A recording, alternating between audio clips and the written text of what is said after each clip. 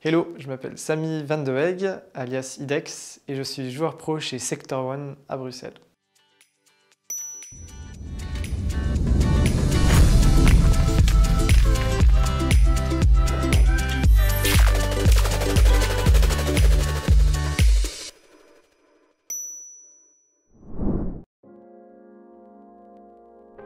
Je joue à Valorant, ou Valorant. C'est un jeu, un FPS. C'est très compétitif. C'est du 5 contre 5 avec des armes, des objectifs, et voilà. Du coup, oui, je suis rentré dans les jeux vidéo quand j'avais, je pense, la dernière fois que je me rappelle, j'avais 7-8 ans, mais ça a toujours été quelque chose que j'ai aimé en fait. Ça a commencé très jeune dans les cybercafés. Après, j'ai eu ma première Xbox. Du coup, de là, je faisais des vidéos YouTube avec ma Xbox, je faisais plein de trucs. Je kiffais trop le domaine du jeu vidéo, on va dire. Puis il y a un cybercafé qui est ouvert à Bruxelles qui s'appelle le Bootcamp, qui est fermé malheureusement maintenant. Mais ils avaient tous les derniers PC i7, écran 144 Hz, plein de choses comme ça. De là, j'ai commencé à jouer à Counter-Strike parce que c'était un peu la mode à ce moment-là, surtout dans le cybercafé. Donc je jouais contre d'autres gens du cybercafé en même temps en LAN, en local du coup. Il y avait aussi des équipes pro qui s'entraînaient là-bas. Du coup, très naïf, j'allais voir des équipes pro s'entraîner, je leur posais plein de questions alors que c'était des gigastars. De là, j'ai rencontré Existence, qui est le plus grand shot-caller leader de l'histoire de Counter-Strike. Il m'a refilé un peu sa passion. Parce que voilà, je voyais qu'il était motivé, il était chaud.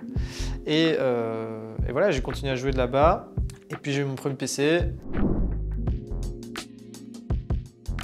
Tout début, c'était très compliqué. À savoir que jouer dans un cybercafé, c'est-à-dire que je disparaissais après les cours pendant 2, 3, 4 heures. Mes parents, au début, disaient rien.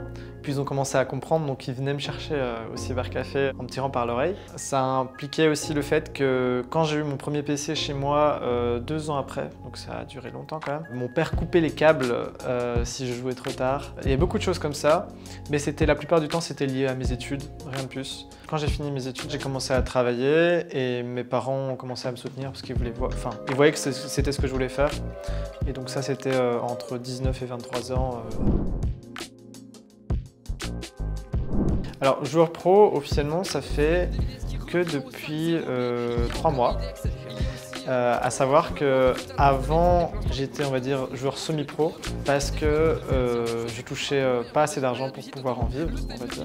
Mais du coup, semi-pro, ça fait depuis plus ou moins 2 ans. Le deuxième, magnifique. Je sais où est Logan qui s'effondre et c'est un 3v2. On est loin de poser le spike. Ça va essayer de chercher ce joueur, mais le X-Ray donne l'information. Et on y est peut-être avec Mike BY en 1v3. Il est gêné par cette mollo qui tombe dans ses pieds. Il se sait repérer par cette flash, notamment qui le touche. On le décale à longue distance et il ne gagnera pas ce duel. C'est fait, les Sector One s'imposent au bout de l'overtime sur Breeze et remportent ce BO5.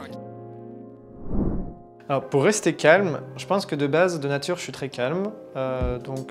Rester calme, ça m'a jamais vraiment demandé beaucoup d'énergie.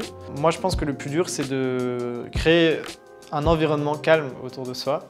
Ce qui demande un peu plus d'effort quand même. Du coup, ça va par utiliser bien ses mots quand on parle à ses coéquipiers, ne jamais rentrer en conflit, toujours proposer et pas imposer, c'est très important. Est-ce qu'on peut faire ça les mecs ou est-ce qu'on le fait ci, plutôt que d'imposer directement. C'est 2 styles de shot call différents.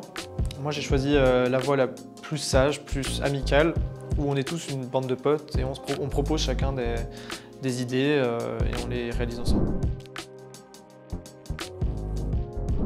Avant un match, on fait ce qu'on appelle un warm-up prac. C'est-à-dire qu'au lieu de s'entraîner contre une équipe en Europe, peu importe, on s'entraîne contre une équipe un peu moins forte en Europe et on va faire en sorte de juste se chauffer la voix, chauffer l'IM, donc la visée, ce genre de choses. Et du coup, moi, j'explique à l'envers, mais avant ça, on fait des exercices de respiration, Wim Hof, voilà, dédicace à lui, qui est en fait un exercice de respiration où on vide notre corps de tout notre oxygène et on le remplit, sinon on meurt bien sûr. Et du coup l'idée c'est juste qu'on se sente frais avant chaque match, donc chacun fait ce qu'il veut avant les matchs. Moi par exemple je fais 20 minutes d'entraînement, exercice de respiration, puis je refais 20 minutes d'entraînement et puis il y a le match d'entraînement, donc de chauffe. Et une fois le match de chauffe fini, on enchaîne direct. Non, je vous préviens, si jamais vous me voyez dans l'interview, là vous me voyez devant mon écran, J'ai choisi d'avoir l'écran plus près de moi pour pas me faire mal au dos. Parce qu'en général, les joueurs, ils se mettent comme ça, un peu vers l'avant. Moi, j'ai décidé de mettre au fond de mon siège et que l'écran vienne à moi.